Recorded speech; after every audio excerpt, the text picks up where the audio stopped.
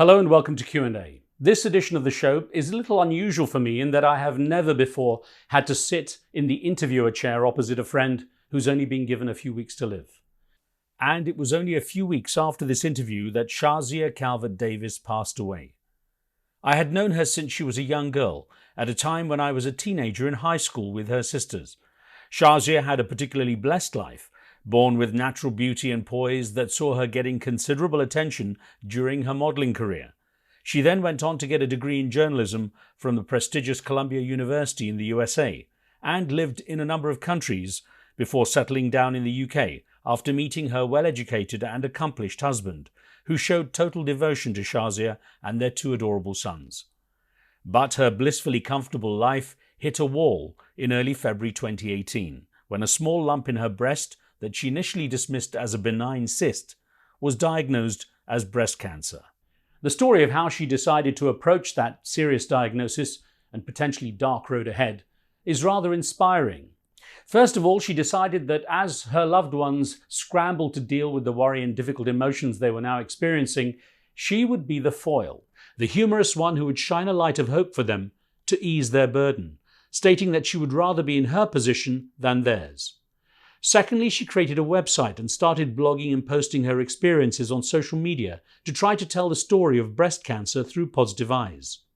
And thirdly, having heard how mortality rates for breast cancer are so high in Pakistan, her native country, she made it her mission to highlight the issue in the hope that opening eyes to the situation might help the thousands of women there who share her experience. The proceeds of the book that she has written, Breast Cancer Smiles: Life Through a Different Lens, will all go to breast cancer organizations in Pakistan. And her story, I'm sure, will inspire many women to also shine a light on the dark shadow of breast cancer.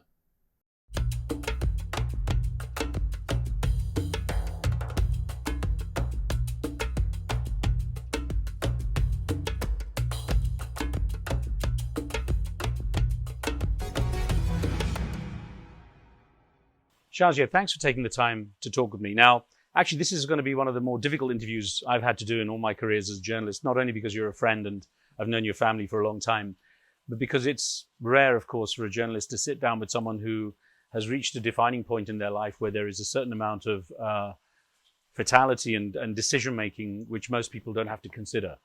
So you're very brave to do this, and I thank you for trusting me to be a part of telling your story. Thank you, Ruth. And I guess let's start with you just explaining at what stage you're at as we sit here and talk here in September in 2021. Yes, I've been in stage 4 for 2 years, and I got diagnosed about 3.5 years ago, which I've had treatment pretty much consistently, whether it's chemo, radiotherapy, surgery.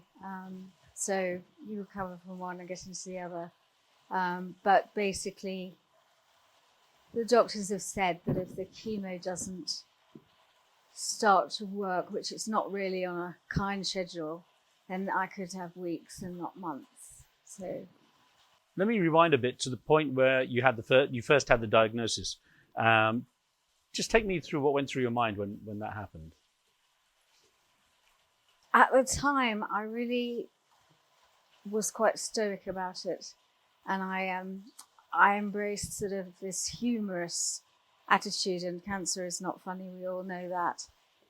But I found that my loved ones around me, it kept them going, it kept them lifted, and that made me feel better. And it was just an outlook on life that changed. And so I suppose if you look at it this way, it's something that happens in one's life that is a broader spectrum that changes it forever. And it's about how you see life through a different lens once that event has occurred. And everyone has different stages in their life where they go through those different phases and stages to make decisions. To what degree was this kind of a real sudden turning point and you had to start making decisions you never thought you would have had to? I think that came about this year. And I was very well warned by my oncologist that, the chemos will start to fade out and start to not work. So I've had a lot of time preparing for the concept anyway. What made you want to start blogging and go online with a kind of social media presence? Well, the first thing that struck me was I was in my breast surgeon's office and I was commenting on the mortality rate in Pakistan of breast cancer. And when she said to me, it's 50%, I was really alarmed. And I think that's what got me going, writing and seeing a different point of view and getting a different perspective.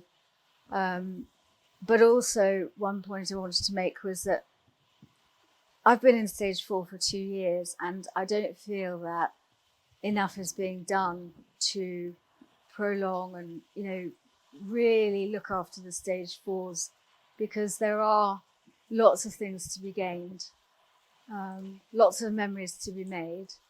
And I would really like to see stage 4 more involved where research is concerned.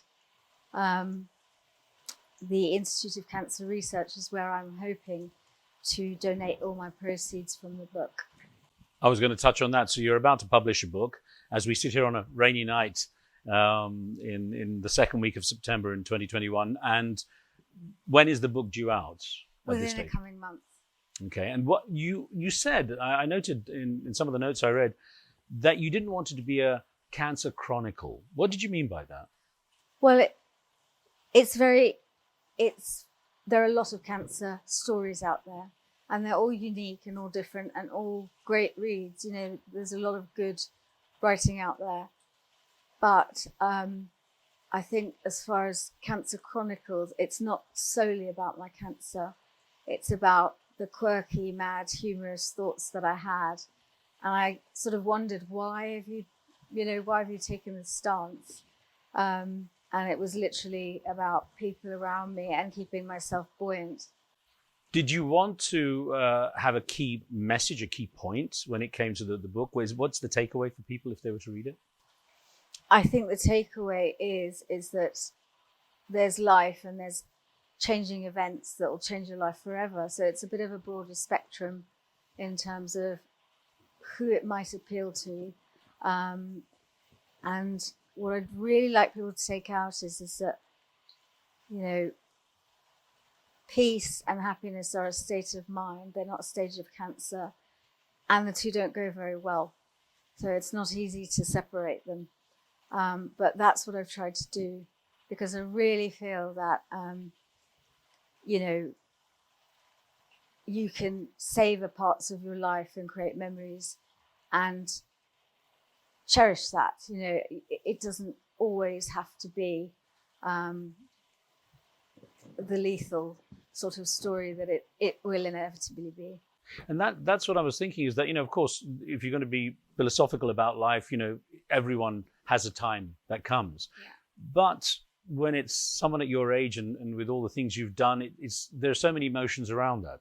It's frustrating, it's heartbreaking, there's so many things. How do you make sure that such a story as the one you're telling in your book, though it's a sad story, it remains uplifting?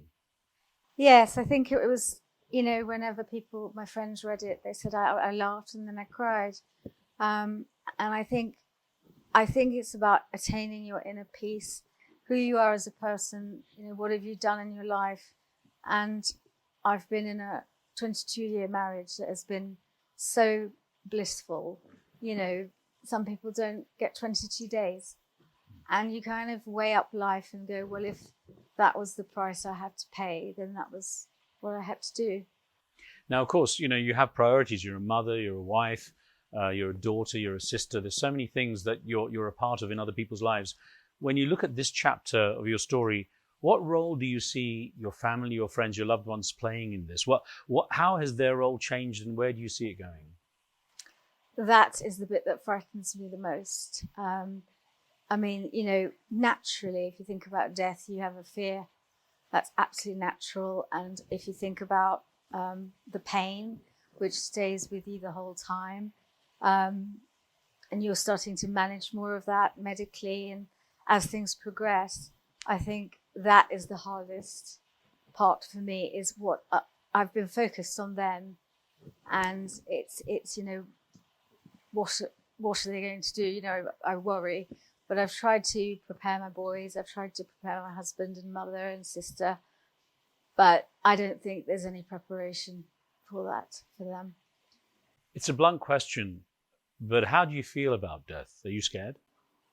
Yeah, sure. I'm scared, but I'm not crippled by that. So, yeah, there's the pain. I just don't want to be in any pain. But you know, I still walk around. My demeanor is still generally a good one, unless I'm having a really bad day and kind of, you know, as the chemo gets to attack me a bit more. But yes, I've done the best that I can do with the time that I've got. How has it redefined a term that many people use, living life? How has it redefined the concept of living for you? Well, the last 3.5 years, I would never have had the richness of relationships build quite that quickly. And also, it's created so many happy memories that you might not actually embrace and say there's always time for that later. But when there isn't, you sort of just focus on, the here and now. You often hear when someone gets news, as you did when you were diagnosed, that often they find strength by talking to other people who have similar experiences that can relate and know specifically what you're going through, what you're going to go through, and so on. To what degree was that a part of your last few years? I haven't been a huge part of the community. I have engaged with, I'm interested in the BAME community here because, again, the same issues, in Pakistan, the shame of breast cancer, the fear of it, that's the 50% mortality. And we have similar resonation of that all across the world. So that's what I've sort of noticed. That's actually a really important point because, as you say, that often when people talk about these kind of conditions in the West, it's from a Western perspective, and it kind of only spreads out to the West. So Yes. It seems your effort now is to really make sure there's a bigger message that goes out further, especially to the country, the country that was your home to a large degree. Absolutely. I mean, I really hope this gets to Pakistan, this message, whether it's dubbed or, I speak fluent Urdu, but it's really important for people to understand that there is life after stage 4, and for us to do research to prolong that is really important. When there is a diagnosis such as the one you had, obviously, as you said, you were quite stoic, and there's a large degree of optimism. And then, of course, the situation changes to the point where you inevitably have to make a clear decision. At what point did you start to think, now I have to think of things a little differently? When they told me that, obviously stage 4, 2 years, but more recently, they said without treatment you've got weeks. And I asked the question. My husband was sitting there. I asked it for him because I wanted him to understand, what this means. And I think the penny dropped then that I've just got to do what I'm told and stick with the right thing. But to be honest, all I see ahead is pain. And you do get worn down through it, yeah. Once you're given such a dramatic diagnosis, how important is it, though, to hang on to normality, as you might want to call it? I mean, is that even possible? Sure. And that's part of my message. I think it is possible. In the quirky response I had, people expected me to cry or, be in pieces. And I'm not saying there's anything wrong with that reaction, but mine was a little different. And so I haven't been as involved in the community for support as I could be, for example. I tend to work myself through those problems. Still, you try to remain positive. That was your focus, and it was very much in your blogging and the posts which I got to read that you put online. And I wonder, what impact did that positivity have on your friends and family? Could you see the difference? Yes, absolutely. I could. They'll come up to me and say, "Oh, Charles, you look fine."